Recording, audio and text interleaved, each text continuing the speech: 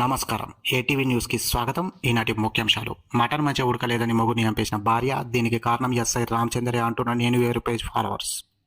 ఏం చూస్తున్నావురా బువ్వదిన్? నన్నా సార్? మరి మటన్ ముంగట పెట్టుకొని నన్ను చూస్తావేంరా? మటన్ ఫెయిల్ అయింది సార్. అబ్బా! ఓలండిర్రా. మా చెల్లె సార్.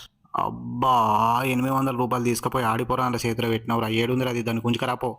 బంగ్లా మీద ఉంది సార్. బ్యాగి పాయింట్ వేసుకొని రీల్స్ చేస్తుందా? అవు మీకెట్లా తెలుసు సార్? నాకెందుకు తెలియదురా. అది మటన్ పొయ్యి మీద వేసి నేనేది అన్నా బాగుంది కన్నా అంటూ నేను ముద్ద అటు తాగే అని పాట మీద డాన్స్ చేసుకుంటా మసాలా మొత్తం గుమ్మరిచ్చింది. చూడు కూర ఎర్ర ఎట్లా కనబడుతుందో. అవు సార్.